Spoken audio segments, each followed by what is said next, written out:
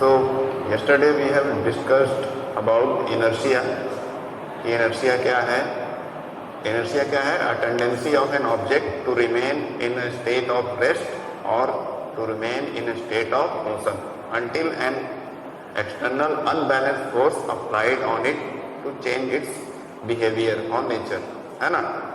तो इनर्शिया का यही अर्थ है कि कोई चीज जो है अपने आप को या तो स्थिर अवस्था में है तो स्थिर ही रहना चाहती है, रुकी हुई रहना चाहती है, और अगर कोई चीज चलते जा रही है, मोशन में है, तो मोशन में ही रहना चाहेगी जब तक कि उस पर कोई बाहरी अनबैलेंस फोर्स लगा के उसके रेस्ट पोजीशन को डिस्टर्ब ना किया जाए या फिर उसके मोशन को डिस्टर्ब ना किया जाए।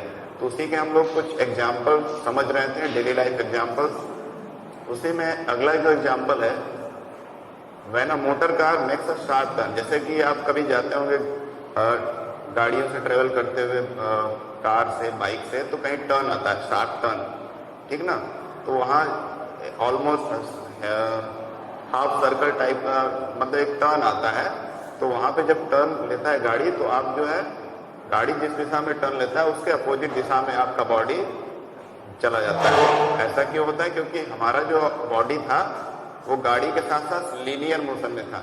गाड़ी सीधे चल रही थी अभी तक, तो हम भी क्या थे, सीधे ही हमारा बॉडी भी उसी लीनियर मोशन में हो गया था। लेकिन जैसे ही गाड़ी ने टर्न लिया तो हम लोग अभी भी उसी इनर्शिया में थे, लीनियर मोशन के, तो हम लोग उसी सीधे होने के चक्कर में दूसरी तरफ मतलब टर्न हो जाएंगे, ठीक ना? गाड़ी अगर मान लीजिए गाड़ी ऐसे जाके ऐसे टर्न हो रही है, तो हमारा बॉडी, पहले तो गाड़ी ऐसे चली सीधे, फिर यहाँ पे गाड़ी ऐसे टर्न होगी, तो हमारा बॉडी जो है टर्न की जगह पर इधर मुड़ जाएगा, क्योंकि हमारा बॉडी लीनियर मोशन के इनर्शिया में था, ठीक है, उसी में वो था।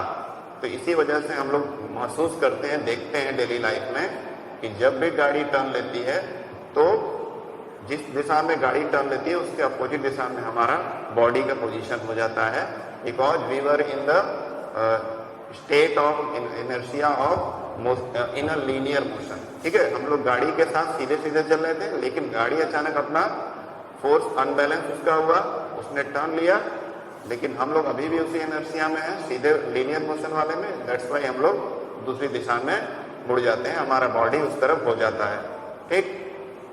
तो ये इसमें समझाया गया है।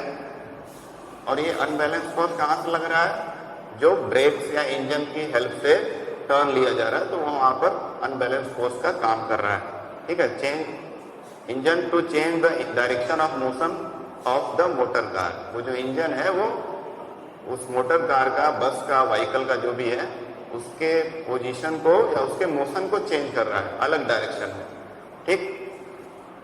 We slip to one side of the seat due to the inertia of our body। तो हमारे बॉडी में जो इनर्शिया थी अभी तक, जो गाड़ी ट्रेवल कर रहा था सीधे, तो उसी का बॉडी हो गई थी। और हम इनर्शिया आप लोग जानते हैं कि हर चीज चाहता है कि जिस पोजीशन में या जिस मोशन में है वैसे ही रहे, लेकिन उसने अचानक टर्न लिया, ब्रेक और इंजन का अप्लाई करके अनबैलेंस फोर्स, तो हमारा बॉडी थोड़ी उल्टी दिशा में मुड़ गया या चला गया कुछ देर के लिए, ठीक है। The fact that a body will remain at rest unless acted upon by unbalanced force can be illustrated through the following activities।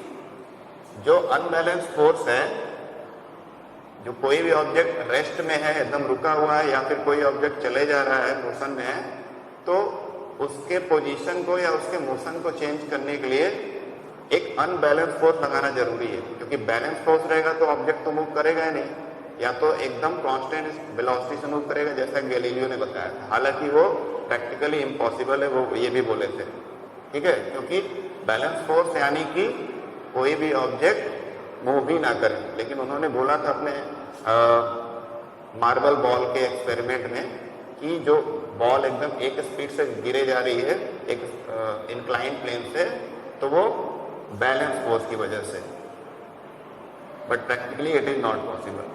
तो यहाँ पे हम लोग कुछ एक्टिविटी देखेंगे डेली लाइफ का, जिससे हमको क्लियर हो जाएगा कि किस तरह से इनर्शिया की वजह से ऑब्जेक्ट अपने आप के पोजीशन को या अपने मोशन को अनडिस्टर्ब रखता है। जैसे कि यहाँ पर आप पिक्चर देखेंगे, एक्टिविटी दिया हुआ है ये कैरम बोर्ड है, आप लोग सभी खेले होंगे बचपन में या अभी भी खेलते होंगे। तो कैरम बोर्ड में कुछ इसके कॉइन्स होते हैं, जैसे कैरम के कॉइन्स, इसमें एक बड़ा कॉइन होता है स्ट्राइकर, ठीक ना, इसको स्टैक कर लेते हैं कॉइन के शेप में, बहुत सारे एक के ऊपर एक स्टैकिंग कर लेते हैं, और फिर स्ट्राइकर से हम लोग क्या करते हैं, किसी एक डायरेक्शन पे हॉरिजॉन्टली नीचे की तरफ इसको ऐसे मारते हैं, है ना।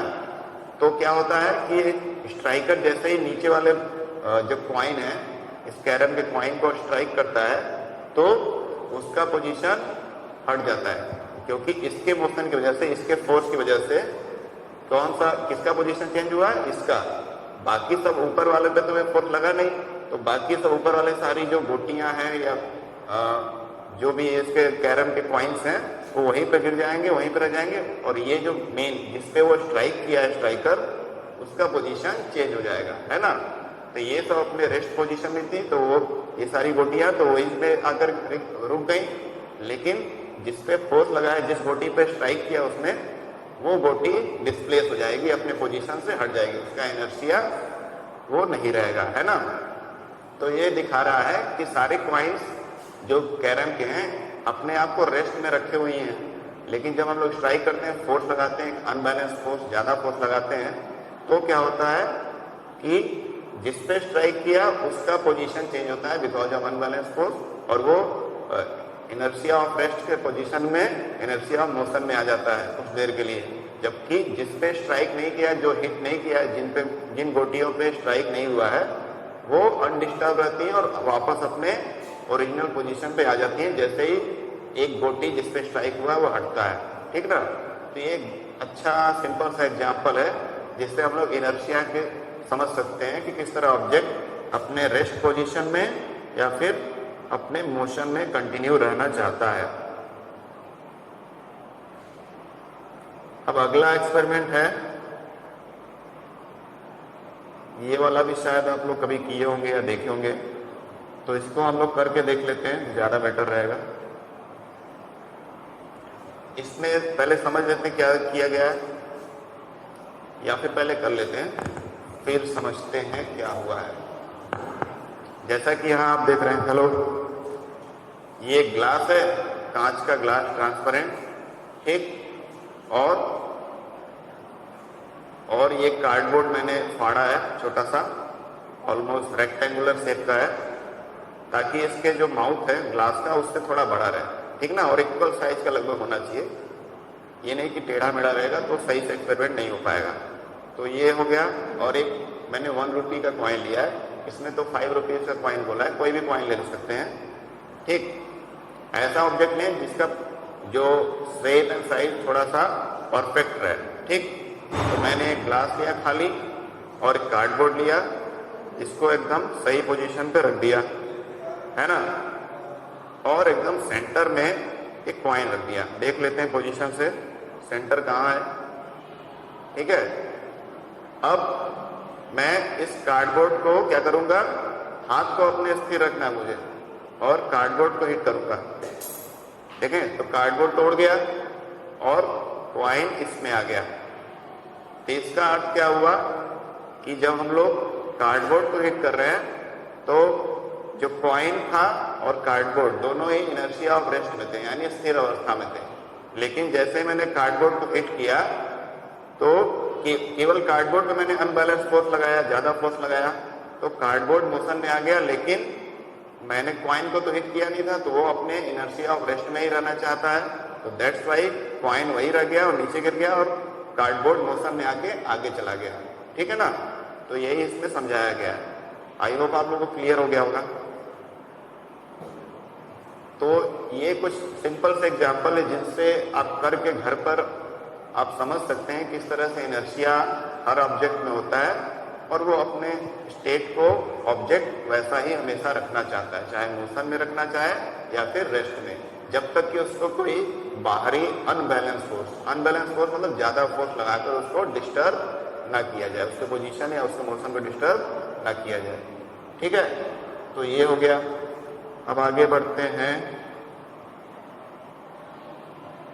एक और दिया हुआ activity, place a water filled tumbler on a tray, hold the tray and turn around the fast, you can observe the water spills why. एक वाटर फिल्ड, एक ग्लास ले लीजिए जैसा कि है, उसमें पानी भर लीजिए और एक ट्रे लीजिए। Hold the tray and turn, tray को पकड़े रहिए और मतलब ट्रे को उसके माउथ पे लगा दीजिए। Hold the tray and turn around as fast as you can. नहीं माउथ पे नहीं लगाना, जैसे कि अभी तो ट्रे फिलहाल नहीं मेरे पास, यहाँ पे मान लीजिए कोई ट्रे है, ये ग्लास है, उसमें पानी भरा हुआ है, ठीक है। उसको फटाक ऐसे तो कॉइन है गिर गया, लेकिन बात हो रही है कि कोई ट्रे है, ग्लास है, उसमें पानी भरा है, उसको फास्ट मूव करेंगे, ठीक ना, ऊपर से नीचे करके फिर ऊपर लाएंगे, तो क्या पानी गिरता है? तो पानी या तो नहीं गिरता है या बहुत ही कम गिरता है, कुछ बूंदें गिरती हैं। ऐसा क्यों होता है? क्योंकि पानी जो था रेस्ट पोजीशन में था और हम लोग उसको मोशन ला रहे ग्लास को, तो पानी अपने आप को कुछ देर तक रोकेगा स्टेट ऑफ रेस्ट में। तो ये भी आप लोग करके देख सकते हैं कि पानी भरा हुआ कोई छोटा सा डब्बा है, ग्लास, उसको ऊपर से ऐसे प्लेट साइड नीचे करते हैं तो पानी बहुत कम गिरता, बहुत फास्ट मूव करेंगे तब ऐसा होगा, है ना। अब आते हैं, तो ये सारे एक्टिविटीज, ये सिंपल डेली लाइफ एक्टिविटी करके आप समझ सकते हैं इनर्शिया के बारे में। Observe that a groove is provided in a saucer for placing the tea cup. It prevents the cup from toppling over in case of sudden jerk. जो saucer मतलब प्लेट होता है, चाहे कप प्लेट होता है तो उसका जो प्लेट होता है उसको सॉसर बोलते हैं। तो ध्यान से देखें, groove is provided in a saucer, saucer में ग्रूव्स होते हैं ताकि वो अच्छे से ग्रिप पाए, ठीक ना। टी कप में अच्छे से ग्रिप उसका रहे। It prevent the cup from toppling over in case of sudden jerk, ठीक है ना। तो कप गिर न जाए इसलिए उसको थोड़ा सा डिजाइन, जो सॉसर का प्लेट का होता है उसमें कुछ ग्रूव्स बने हो, ग्रूव मतलब उसमें कुछ इस तरह की डिजाइनिंग बनी रहती है ताकि वो ग्रिप बना रहे और कप टॉपल ना हो पाए, ठीक ना। टॉपल मतलब हिल डुल के गिर न जाए, तो इस तरह का कप प्लेट बना रहता है, मतलब कप रखने वाला जो प्लेट रहता है वो इस तरह की डिजाइन का बना रहता है। तो ये भी एक तरह का इनर्शिया का एग्जाम्पल है कि किस तरह से वो उसका शेप बना हुआ है जो उसके कप के मूवमेंट को या उसके मोशन को कंट्रोल करने के लिए है। अब आते हैं inertia and mass, relation between inertia and मास।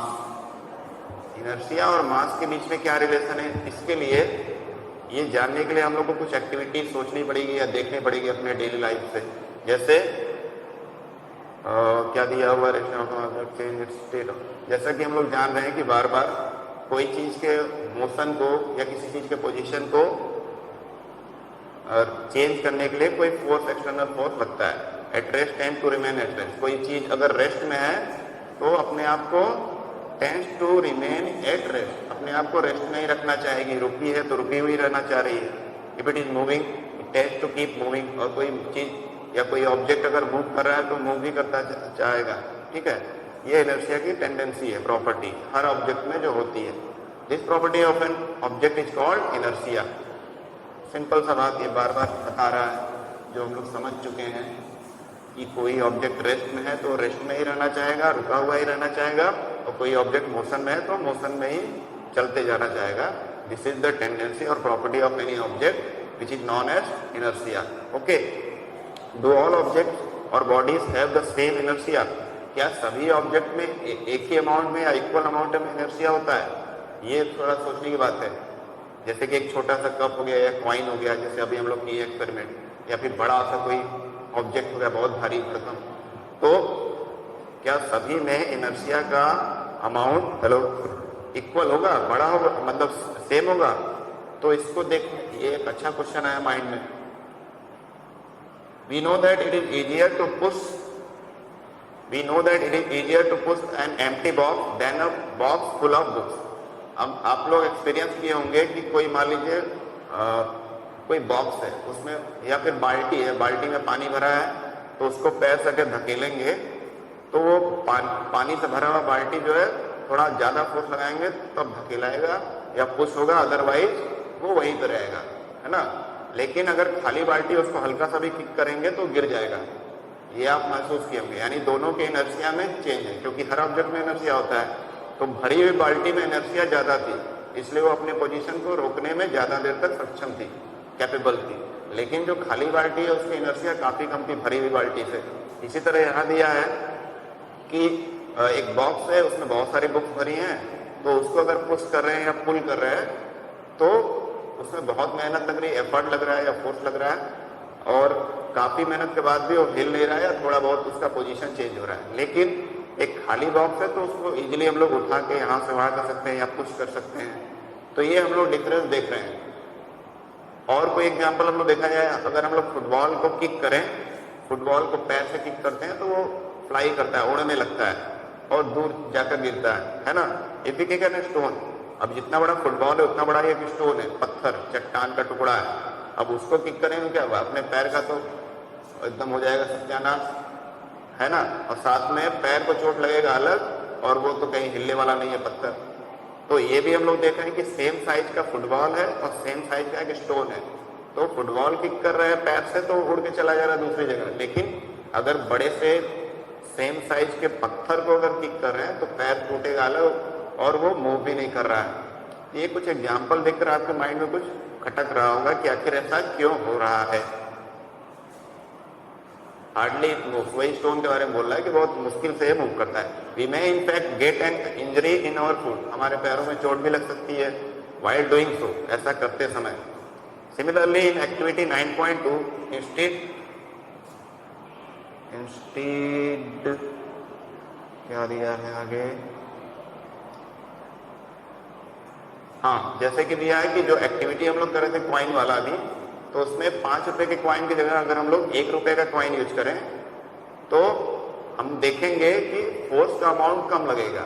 ठीक है, 1 रुपए का क्वाइन हल्का होता है, ठीक है, उसका वेट कम होता है, तो उसको किक करेंगे तो हल्के फोर्स में भी वो एक्टिविटी परफॉर्म हो जाएगा। लेकिन जितना ज्यादा हैवी उस पर क्वाइन रखते जाएंगे या क्वाइन के शेप का कोई मेटल का टुकड़ा रखेंगे सर्कुलर शेप का, तो उतना ही ज्यादा उस पर एफर्ट ज्यादा लगाना पड़ेगा या उतना ही ज्यादा फोर्स उस पर लगाना पड़ेगा।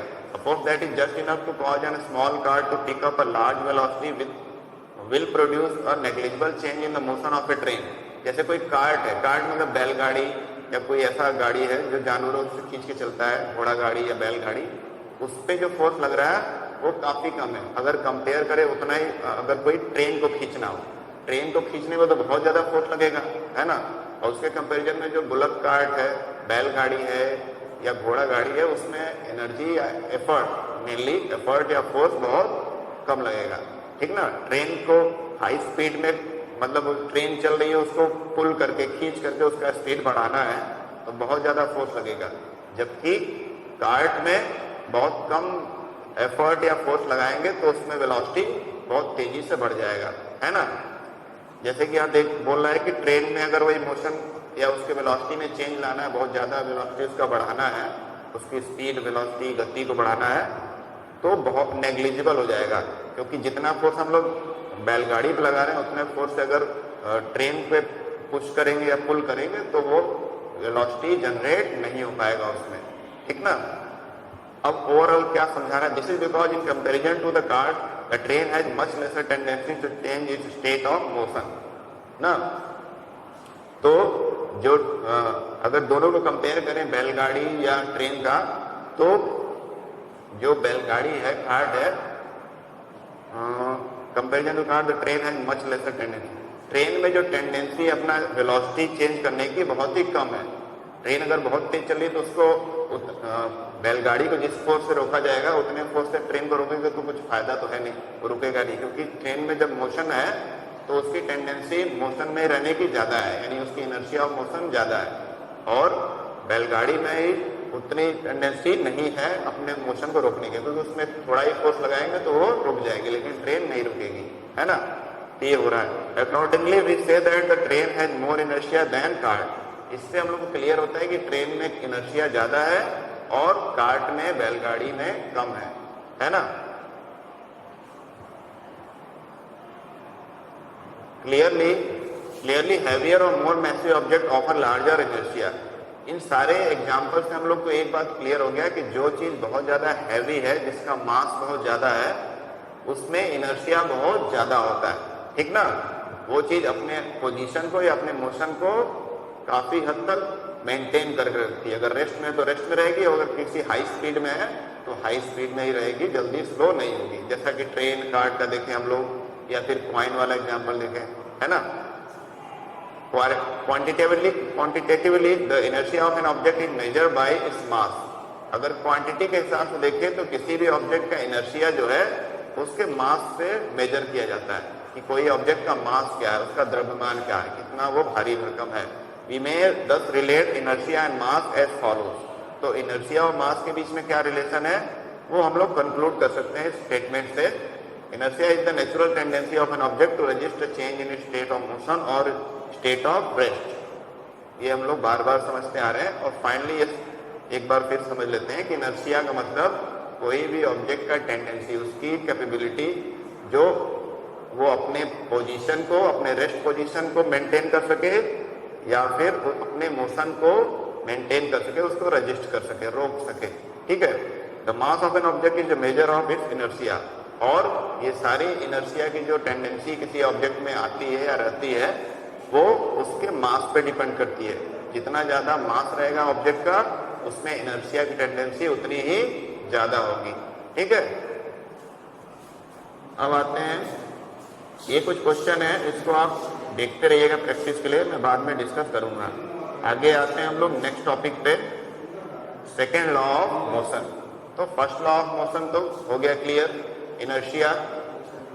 इनर्शिया क्या है, वो किस पे डिपेंडेंट है, ये सारी चीजें क्लियर हो गई। तो first law of motion indicate that when an unbalanced external force acts on an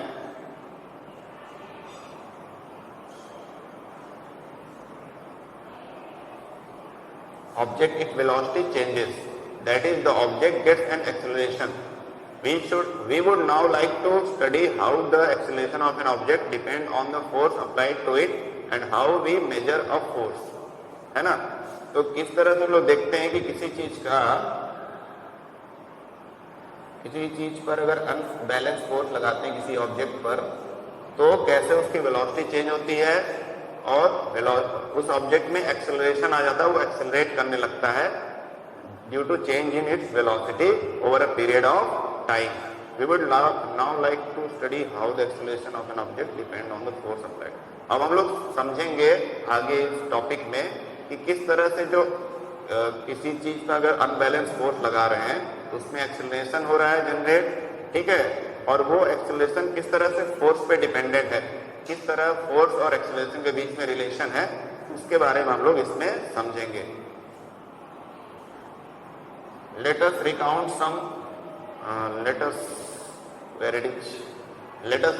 some observation from our everyday life. चलिए तो हम लोग अपने कुछ फिर से एग्जांपल समझते हैं अपने डेली लाइफ से, जो हमारे प्रतिदिन की दिनचर्या में देखने को मिलते हैं, जिससे हमको ज्यादा क्लियर पता चलेगा किस तरह फोर्स और एक्सेलरेशन के बीच में रिलेशन है। During the game of a table tennis जैसे आप खेले होंगे कभी या देखे होंगे, तो ball hits a player, it doesn't hurt him. तो वो टेबल टेनिस का बॉल अगर किसी प्लेयर को हिट भी करता है तो उसको चोट नहीं लगती है। क्यों? क्योंकि उसका वेट आप लोग देखे होंगे काफी हल्का होता है, बहुत ही हल्का होता है, बहुत छोटा बॉल होता है और उसका वेट या मास काफी कम होता है। On the other hand, when a fast moving cricket ball hits a spectator, it may hurt him. लेकिन अगर बहुत तेजी से उड़ता हुआ बॉल या जैसे भी बॉल आकर किसी स्पेक्टेटर को लग जाए जो फील्ड में, आउटफील्ड में बैठे हुए देख रहे मैच को, तो उसको हर्ट कर सकता है काफी बुरी तरह से, है ना। दूसरा एग्जांपल देखते हैं, a truck at rest does not, कहां पर है, a truck at rest does not require any attention when parked along the road side. जब ट्रक एक रेस्ट कंडीशन में, रुकी हुई अवस्था में है और उसको पार्क किया गया है, यानी रुकी हुई अवस्था में पार्किंग में लगा हुआ रोड के साइड, तो उसमें कोई अटेंशन ध्यान नहीं देगा। लेकिन जब वो ट्रक मूव कर रहा है एक अच्छी स्पीड से, मान लीजिए सबसे कम स्पीड है 5 मीटर पर सेकेंड उसकी, ये पर सेकेंड की स्पीड है, उतनी भी कम नहीं है जितना आप समझ रहे हैं। It may kill a person standing in its path. तो इस कंडीशन में जो पर्सन है, अगर कोई उसके इस स्पीड से चल रही गाड़ी के सामने या ट्रक के सामने आ जाएगा तो उसकी मौत हो जाएगी। जबकि अगर रुकी हुई ट्रक है, रोड साइड में पार्किंग में है, तो उससे किसी को हार्म नहीं होगा, ठीक ना। अब एक और एग्जांपल देख लेते हैं। a small mass such as bullet, जैसे कि पिस्टल से या गन से जो बुलेट निकलती है, एक छोटी सी बुलेट होती है जिसका मास बहुत ही कम होता है, वो किसी व्यक्ति को मार मतलब किल कर सकती है। When fired from a gun, किसी गन से जब उसको फायर करेंगे तो किसी व्यक्ति की जान ले सकती है। लेकिन अगर कोई छोटा सा उतने ही साइज का कोई कंकड़ या स्टोन हम लोग किसी को हिट करेंगे तो उससे मौत किसी की नहीं होगी। तो ये क्या हो रहा है, ये क्यों हो रहा है, इसको हम लोग ओवरऑल इन सारे एग्जाम्पल को समझेंगे और कंक्लूड करेंगे कि what we are going to get from all these, what we are going to get common thing from all these three examples. These observations suggest that the impact produced by the object depend on their mass and velocity. ये सारे example या observation में आपको ध्यान अगर हो तो दो चीजें मैटर कर रही है, उस ऑब्जेक्ट का मास और उसकी वेलोसिटी। ये ऑब्जेक्ट जो है उसका मास कितना है, द्रव्यमान कितना है और वो कितनी वेलोसिटी से मूव कर रहा है, इस पे डिपेंड कर रहा है। Similarly if an object is to be accelerated, अगर किसी ऑब्जेक्ट को एक्सेलरेट करना है यानी उसके वेलोसिटी में चेंज हो रहे हैं समय के अनुसार, we know that a greater force is required to give a greater velocity. तो उस पर उतना ही ज्यादा वेलोसिटी उस पर उतना ही ज्यादा फोर्स अप्लाई करना पड़ेगा, तब उसके वेलोसिटी में चेंजेस उतने ही ज्यादा होंगे, है ना। In other word there appears to exist some quantity of importance that combines the object mass and its velocity. तो इस तरह से ये मास और वेलोसिटी कंबाइंड फॉर्म में ओवरऑल किसी भी चीज के, किसी भी ऑब्जेक्ट के ओवरऑल एक्सेलरेशन को अफेक्ट करती हैं।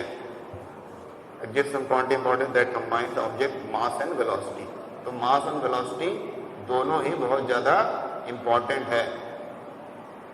इन other word there appears to exist some quantity where it is,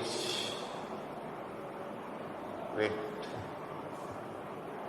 वहां पे गया। Similarly if an object is greater force required, ये हो गया यहाँ। One such property called momentum was introduced by Newton.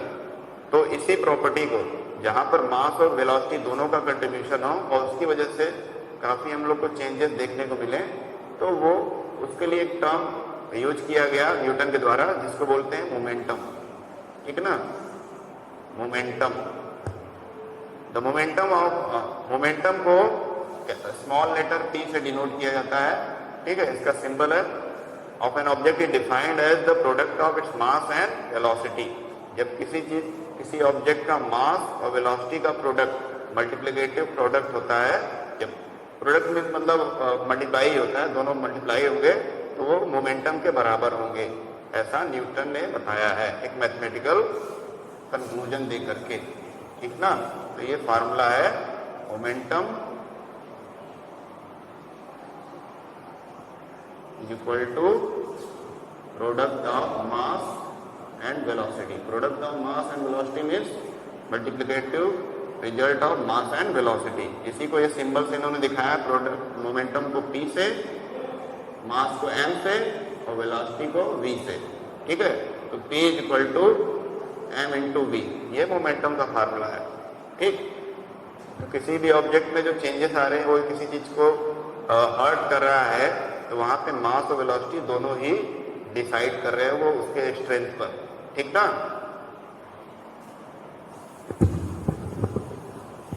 अब आगे समझते हैं।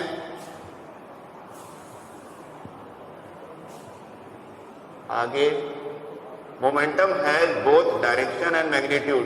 मोमेंटम में डायरेक्शन भी है और मैग्नीट्यूड भी है, यानी उसका वैल्यू है न्यूमेरिकल वैल्यू और साथ में उसका डायरेक्शन है, ठीक है।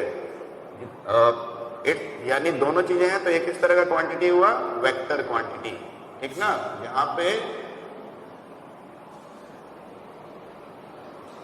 जहां पर डायरेक्शन और मैग्नीट्यूड दोनों हो, उस तरह की क्वांटिटी को क्या बोलते हैं, वेक्टर क्वांटिटी। तो मोमेंटम में भी दोनों है, डायरेक्शन एक पार्टिकुलर डायरेक्शन में मूव करेगा एक वेलोसिटी से और उसमें मास होगा, तो दोनों का कंबाइंड फॉर्म है, दोनों का न्यूमेरिकल वैल्यू भी है और वेलोसिटी का डायरेक्शन भी है, that's why it is a vector quantity, okay.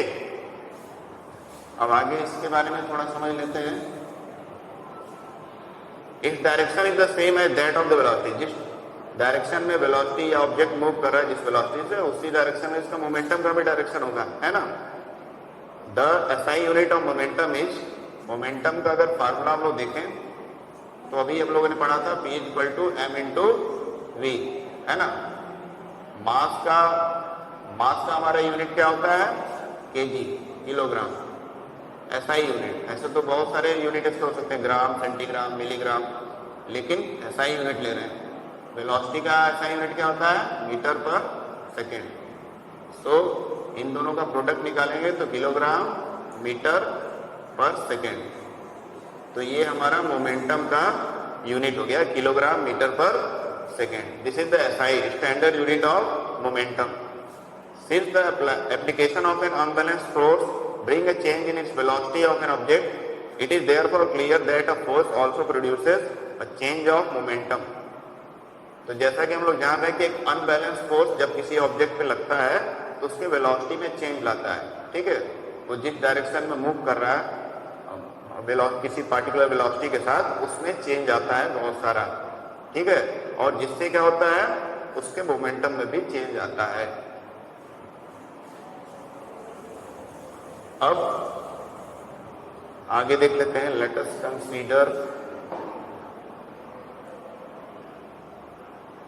Wait a minute, हाँ, let us consider a situation in which a car with a dead battery is to be pushed along a straight road to give it a speed of 1 meter per second. जैसे कोई dead battery वाला car है, यानी उसकी battery dead हो गई है, वो तो ज़्यादा दूर चलेगी नहीं, बहुत ही स्लो स्पीड हो जाएगी या ऑलमोस्ट रेस्ट में हो जाएगी, चलेगी नहीं। तो उसको पुश किया जा रहा है, उस कार को, एकदम उसकी बैटरी खराब हो चुकी है, तो स्ट्रेट रोड पे उसको पुश किया जा रहा है। तो थोड़ा सा 1 मीटर पर सेकेंड का एक बहुत ही कम स्पीड उसमें जनरेट हो रहा है, which is sufficient to start इस इंजन। और उतना उसको धक्का देंगे तो थोड़ा सा बैटरी हल्का सा काम में आ जा रही है और इंजन चालू हो जा रहा है। If 1 or 2 person give a sudden push unbalanced force to it, it hardly start। लेकिन जब इस पे 1 या 2 व्यक्ति अनबैलेंस फोर्स पे लगाएंगे तो ये बहुत मुश्किल से ही चालू होगी, है ना। But a continuous force push over some time result in the gradual acceleration of the car to this speed.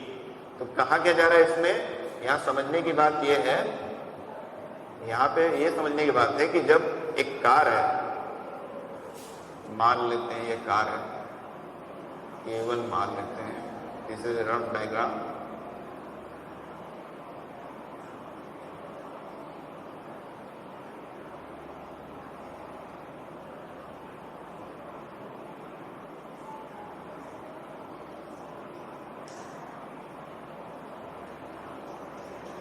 ठीक ना। तो ये कोई कार है, अब इसको पुश किया जा रहा है एक पर्सन के द्वारा, इसका बैटरी मतलब डेड हो गया है और इसको धीरे धीरे पुश किया जा रहा है, ठीक है। इसको पुश किया जा रहा है यानी इस पे फोर्स लगाया जा रहा है। तो 1 मीटर पर सेकेंड का स्पीड इसमें आ जा रहा है कुछ देर पुश करने के बाद, और उसकी इंजन स्टार्ट हो जा रही है। लेकिन जब 2 व्यक्ति या 2 से ज्यादा व्यक्ति या एक व्यक्ति उसको अचानक से धक्का देगा बहुत तेजी से, ज्यादा अनबैलेंस फोर्स मतलब ज्यादा फोर्स लगा देगा, तो क्या होगा, वो हार्डली स्टार्ट यानी शायद ही स्टार्ट हो कार हो। क्यों? क्योंकि इससे हम लोग का क्लियर ये हो रहा है कि धीरे धीरे थोड़ा सा ग्रेजुअली अगर किसी चीज को हम लोग पुश करेंगे, फोर्स लगाएंगे, धीरे धीरे थोड़ा समय लगेगा, तो वो चीजें क्या होंगी, उसकी स्पीड में चेंज आएगा, ठीक है ना। ऑब्जेक्ट मतलब कार रुका हुआ है, लेकिन और उसको धीरे धीरे ग्रेजुअली हल्का हल्का फोर्स दे करके उसको पुश किया जा रहा है, तो उसका इंजन स्टार्ट होगा और उसकी स्पीड बढ़ जाएगी 1 मीटर पर सेकेंड। लेकिन बहुत तेजी से अचानक फोर्स देंगे और समय कम लगेगा जब, तो क्या होगा कि वो स्टार्ट नहीं होगी। तो इससे ये क्लियर हो रहा है कि समय का भी बहुत ज्यादा रोल है कि कितना particular interval of time we will take so that the object will come into motion, है ना। तो इस एग्जांपल से यही समझाया जा रहा है कि अचानक से अगर ज्यादा फोर्स दे देंगे तो कार नहीं चालू होगी जिसकी बैटरी डेड हो गई है, लेकिन थोड़ा थोड़ा धीरे धीरे पुश करते जाएंगे तो थोड़ा समय में वो अगर हल्का हल्का पुश करेंगे तो क्या होगा कि वो एक्सेलरेट हो जाएगी कार और उसकी स्पीड बढ़ जाएगी जो अभी रेस्ट में थी, है ना। यहाँ पे लिखा है it mean that the change of momentum of the car is not only determined by the magnitude of the force but also by the time, कि कितना फोर्स हम लोग किसी ऑब्जेक्ट पे लगा रहे हैं केवल इस पे डिपेंड नहीं करता है मोमेंटम, ये डिपेंड करता है किस पे भी, टाइम पे, कि कितना टाइम, कितने टाइम इंटरवल तक हम लोगों ने वो फोर्स लगाते रहे लगातार। जो कार को पुश किया जा रहा है, एक व्यक्ति पुश कर रहा है धीरे धीरे, तो लगातार वो फोर्स लगाया जा रहा है, कंटिन्यूअसली फोर्स लगा रहा है कुछ समय तक, और जिसकी वजह से क्या हो रहा है कि क्या हो रहा है उसमें कि अल्टीमेटली उसके स्पीड में चेंज आ रहा है, उसके वेलोसिटी में चेंज आ रहा है। इट में also been concluded that force necessary to, और क्या कंक्लूड कर रहा है, necessary to change the momentum of an object depend on the time rate at which the momentum is change. तो फोर्स बहुत ज्यादा जरूरी है किसी ऑब्जेक्ट के मोमेंटम को चेंज करने के लिए, है ना, और वो किस रेट से, कितने समय के अंतराल पर, कितने समय में ये मोमेंटम में चेंज आया है, इस पे डिपेंड करता है। तो overall second law of motion क्या कंक्लूड कर रहा है, ये हम लोग पढ़ लेते हैं यहाँ पर। सेकेंड लॉ ऑफ मोशन का फाइनल कंक्लूजन क्या है? The second law of motion state that rate of change of momentum of an object is proportional to the applied unbalance force in the direction of force. यानी किसी भी object में जो momentum का change हो रहा है हर समय अंतराल पे, वो किसके प्रोपोर्शनल है, वो किसके लगभग बराबर है, अप्लाइड अनबैलेंस फोर्स, उस पे जो अनबैलेंस फोर्स लगाया गया है एक पार्टिकुलर डायरेक्शन में, उसके बराबर है, ठीक ना। जितना भी मोमेंटम में चेंज आएगा उस पे अप्लाइड अनबैलेंस फोर्स के वो बराबर है। This is the second law of motion, this is the final conclusion of second law of motion. ठीक, अब आते हैं हम लोग mathematical formulation of second law of motion. Mathematical formulation of second law of motion, कि second law of motion का mathematically क्या representation क्या कर सकते हैं, कैसे उसको रिप्रेजेंट कर सकते हैं, शो कर सकते हैं। तो मान लेते हैं कि एक ऑब्जेक्ट जिसका मास m है, वो एक स्ट्रेट लाइन पे सीधे रोड पे चल रहा है या सीधे पाथ पे चल रहा है, स्ट्रेट पाथ पे चल रहा है, उसकी इनिशियल वेलोसिटी u है, फाइनल वेलोसिटी, और ये यूनिफॉर्मली एक्सेलरेट हो रहा है, यानी एक सेम गति से सेम स्पीड से चल रहा है वो, और उसकी फाइनल वेलोसिटी एंड टाइम पे वेलोसिटी क्या है, v है, और जितना वो समय लिया है t है, टाइम इंटरवल, और उस पर जो फोर्स ऑफ कांस्टेंट है वो F है, यानी उस पर जो अनबैलेंस फोर्स लगाया जा रहा है वो क्या है, F है, उसको F से डिनोट कर रहे हैं। Throughout the time t the initial and the final momentum of the object will be p equal to m। अब ये हम लोग क्या करेंगे, थोड़ा सा इसको करके समझेंगे तो ज्यादा समझ में आएगा, है ना। इसको स्क्रीन को बंद किया जाए,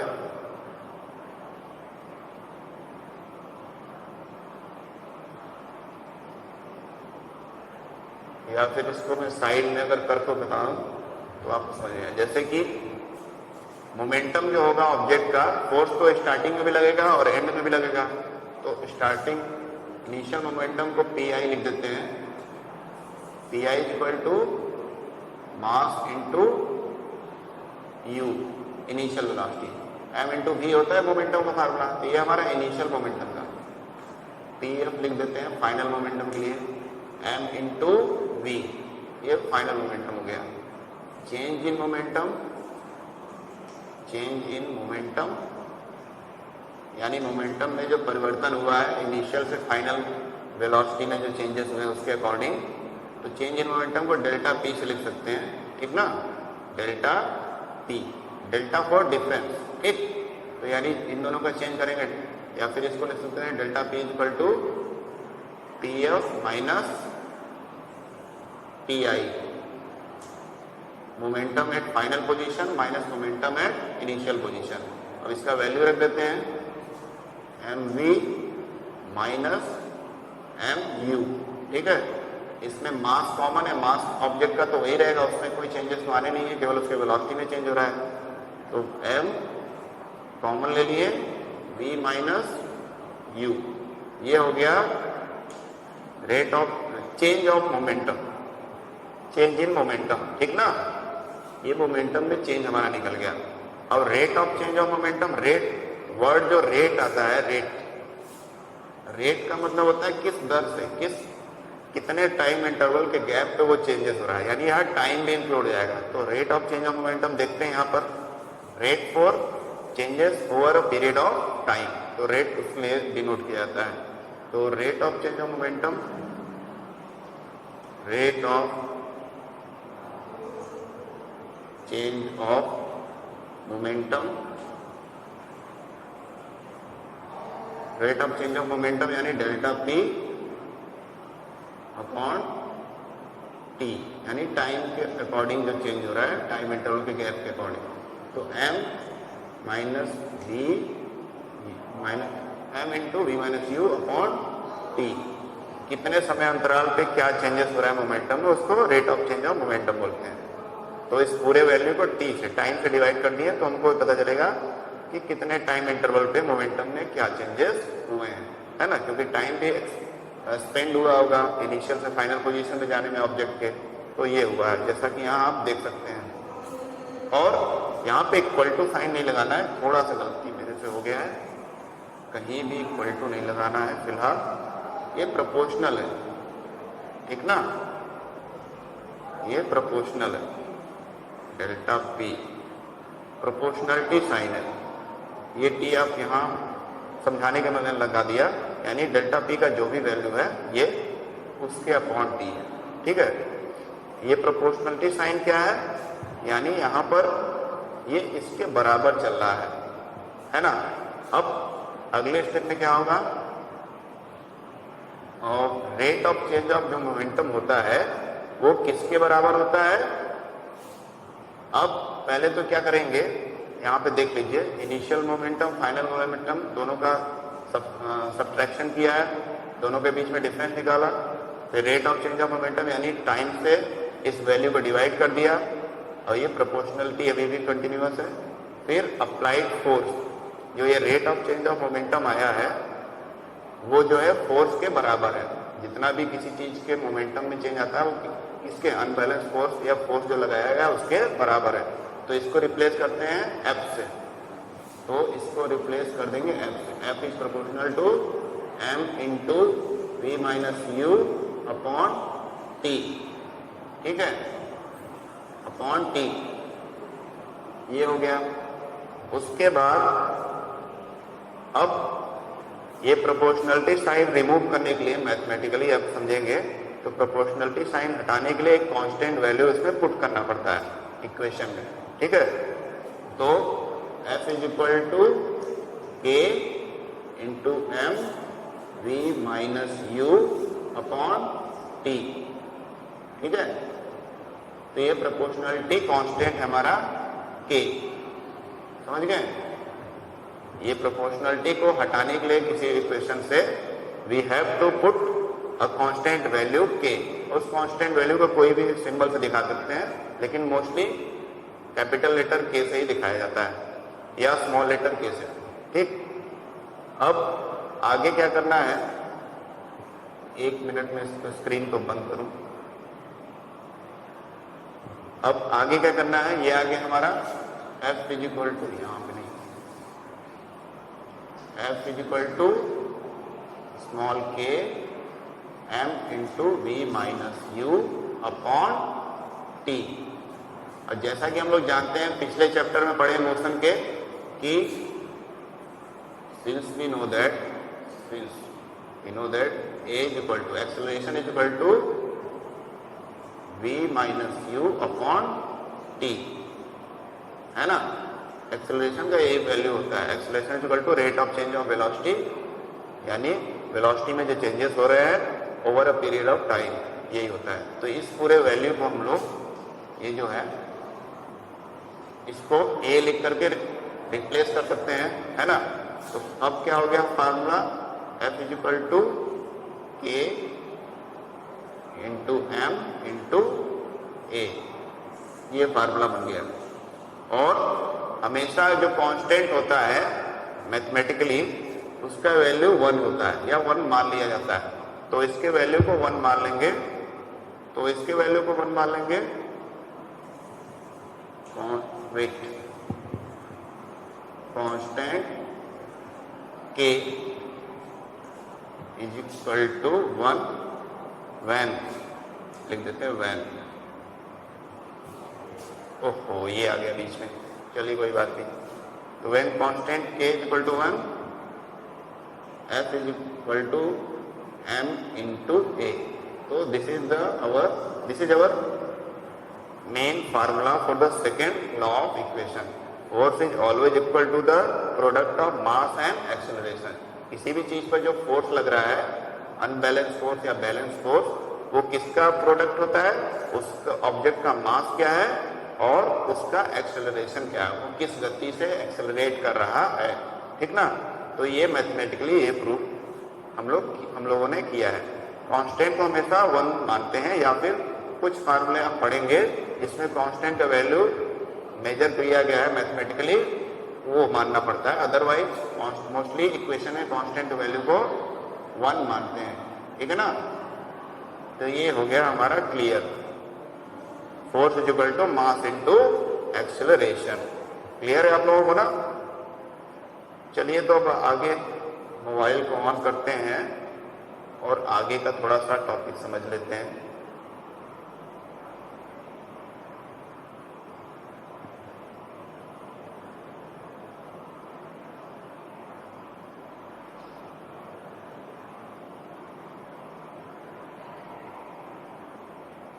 कहाँ गया?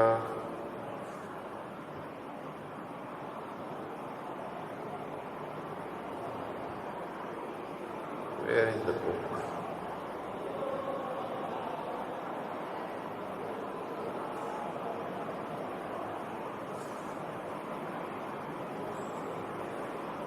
तो ये हम लोग पढ़ रहे थे, इसको पहले इरेज कर देते हैं।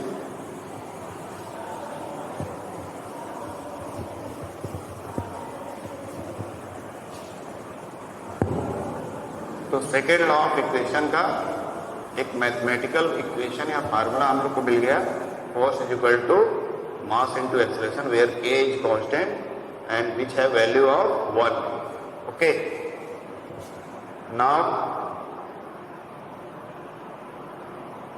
अब इसके यूनिट के बारे में चर्चा हो रही है, तो यूनिट भी समझ लेते हैं। Force is equal to M into A, mass into acceleration. Mass का यूनिट क्या होता है? किलोग्राम, है ना। और एक्सेलरेशन का यूनिट क्या होता है? Metre per second square. यानी ओवरऑल ये कंबाइंड फॉर्म में मल्टीप्लाई करेंगे तो kilogram metre per second square. This is the unit of force, kilogram metre per second square. Okay, या तो ये यूनिट होगा या फिर एक दूसरा यूनिट बनाया गया in the honour of the great Newton ने चूंकि मोशन, फोर्स और सारी चीजों के बारे में बताया था, तो उनके सम्मान में या तो एक ओरिजिनल अगर वैल्यूज के हिसाब से देखें, फार्मूले के हिसाब से, तो इसका ऐसा unit kilogram metre per second square होगा। अदरवाइज फोर्स का दूसरा यूनिट न्यूटन बनाया गया है, ठीक ना। ऐसा यूनिट ये भी है, और या फिर ऐसा unit of force means capital F is equal to Newton, जिसको कैपिटल M से डिनोट किया जाता है हमेशा, ठीक है। जैसे कोई आपका आंसर आया कैलकुलेशन में इस फार्मूले पर रखकर, तो ऐसे लिखेंगे 10N, ठीक ना। ये नहीं कि पूरा न्यूटन लिखेंगे, हमेशा सिंबल कैपिटल N लिखेंगे फोर्स के यूनिट के लिए। और फोर्स का सिंबल क्या है? F। तो फोर्स का ये भी यूनिट है, ये भी यूनिट है, लेकिन मोस्टली इसी को लिखा जाता है N को, क्योंकि ज्यादातर यही प्रेफर किया जाता है। अदरवाइज यूनिट तो ये भी है, इसमें भी कोई गलती नहीं है, ये भी लिखेंगे तो, लेकिन ज्यादातर यूज में जो होता है न्यूटन ही लिखते हैं, कैपिटल N, ठीक। तो ये बताया गया इसमें।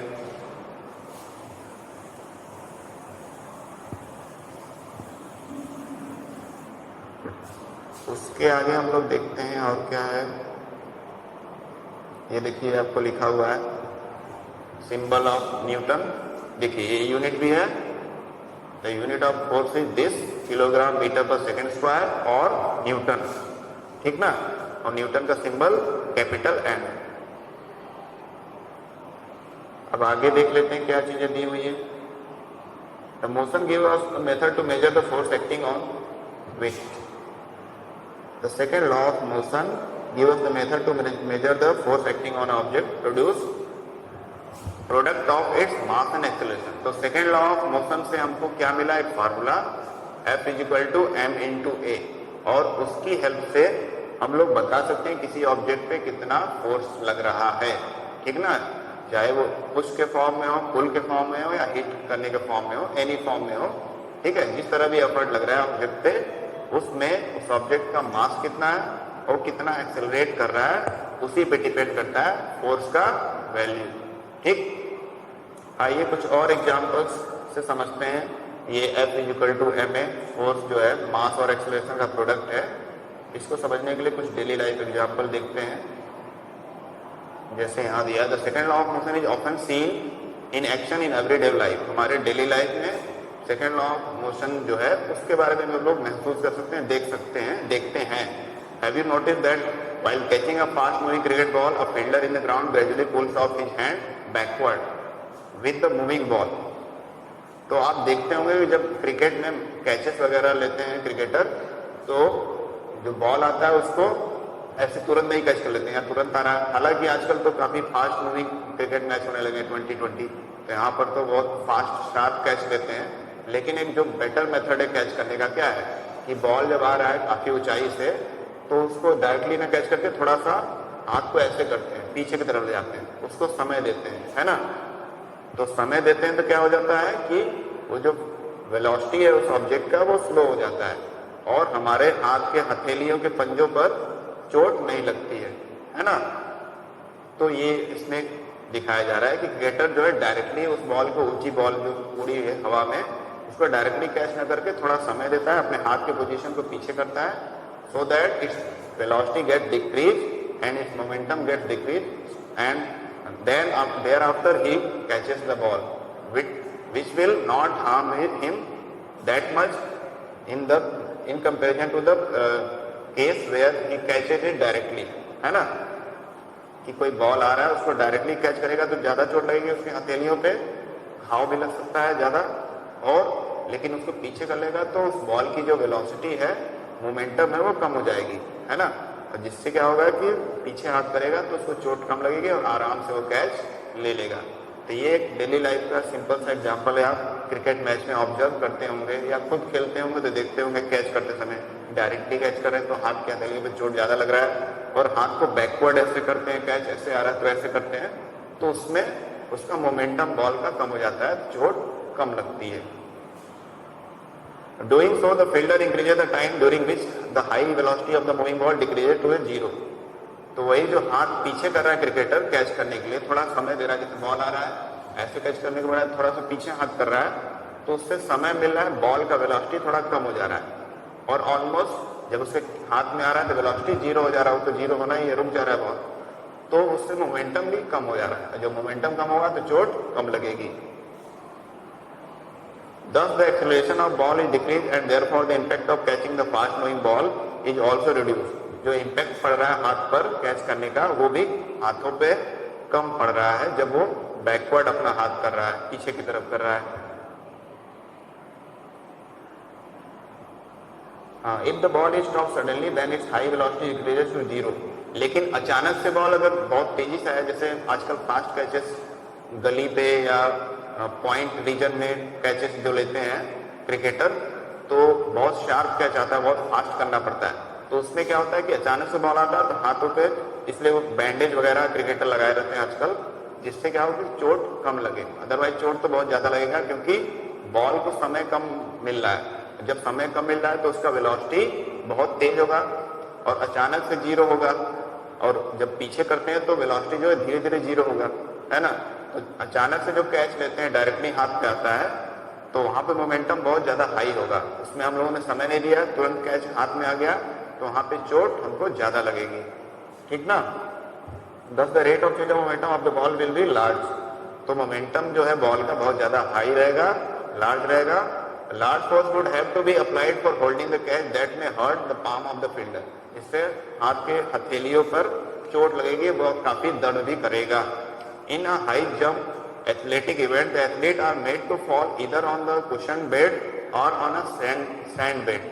जो हाई जंप का गेम वगैरह होता है जिसमें खिलाड़ी दौड़ते हुए फिर लंबा जो जंप लेते हैं, है ना, लॉन्ग जंप लेते हैं, तो उसमें क्या होता है कि या तो उनको किसी गद्देदार बेड जैसा बना रहता है उस पर कूदना रहता है, या फिर क्या होता है कि सैंड बालू बिछाया रहता है, वहां बालू फैलाया रहता है, उस पर जाके कूदना रहता है, जंप करना रहता है। ऐसा क्यों? क्योंकि जब कुशन पे गिरेंगे जंप करके लंबी दौड़ लेकर के, या फिर सैंड पे गिरेंगे तो सैंड जो है एकदम फिक्स तो होता नहीं, उस पर गिरेंगे तो बॉडी थोड़ा सा स्लो हो जाएगा, मतलब स्लिप करेगा, थोड़ा दूर तक आगे बॉडी जाएगा। तो उसमें क्या होता है, मोमेंटम जो है जो बॉडी का है वो धीरे धीरे उसका वेलोसिटी कम होगा, मोमेंटम थोड़ा स्लो हो जाएगा और चोट नहीं लगती खिलाड़ी को। वही अगर मिट्टी रहे, सख्त मिट्टी रहे या एकदम फर्निश्ड सरफेस रहे, फ्लोर रहे, उस पर कोई गिरेगा तो चोट लगेगी, क्योंकि वहां पर वो जो सरफेस है वो तो हार्ड है, फिक्स है, वो मूव तो करेगा नहीं।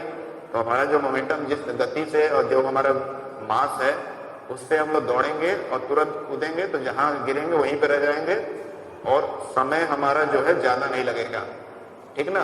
जो समय हमारा बढ़ जा रहा है स्टैंड पे गिरने पे क्या हो रहा है कि थोड़ा सा हमारा बॉडी आगे स्किड कर जा रहा है, तो समय मिल जा रहा है और हमारा मोमेंटम धीरे धीरे कम हो रहा है, जिससे हमको चोट नहीं लगती है। लेकिन सॉलिड सरफेस पे कूदेंगे तो मोमेंटम हमारा अचानक से जीरो होगा तो चोट बहुत ज्यादा लगेगी। इसलिए एथलेटिक के हाई जंप केस में ये कुशन के बेड या सैंड बेड रहते हैं लॉन्ग जंप पे।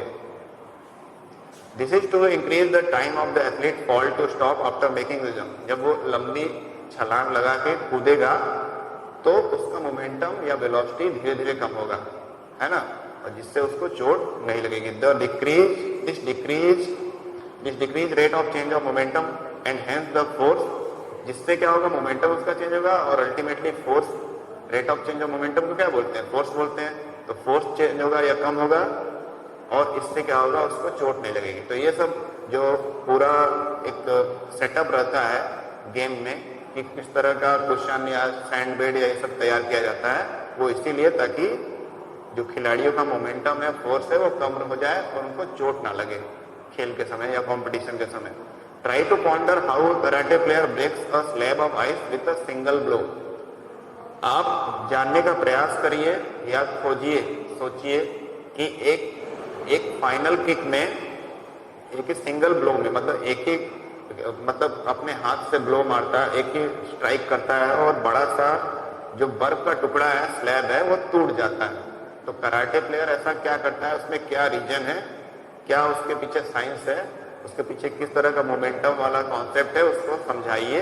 तो इसको आप लोग पढ़िए किस तरह से एक ही बार वो बड़े से बर्फ के टुकड़े को हिट करता है और वो बर्फ का टुकड़ा टूट जाता है एक सिंगल ब्लो में। तो ऐसा क्यों होता है, इसको आप लोग पढ़िए। ये आपका होमवर्क है, ठीक है। और ये देखिए कैचिंग वाला दिखा रहा है कि यहाँ पे डायरेक्ट कैच करने के लिए ले रहा है, नहीं बॉल आ रहा है, अगर वो डायरेक्ट लेगा तो उसके हथेलियों पे चोट लगेगा, लेकिन बॉल आते समय थोड़ा हाथ पीछे कर रहा है तो बॉल का मोमेंटम, वेलोसिटी कम हो रहा है, rate of change of velocity कम हो रहा है, फोर्स बॉल का हमारे हाथ पे कम लग रहा है और आसानी से कैच हो जा रहा है ना। तो ये स्टेप होता है जिससे मोमेंटम धीरे धीरे कम हो रहा है। और डायरेक्टली लेंगे तो उससे क्या होगा, मोमेंटम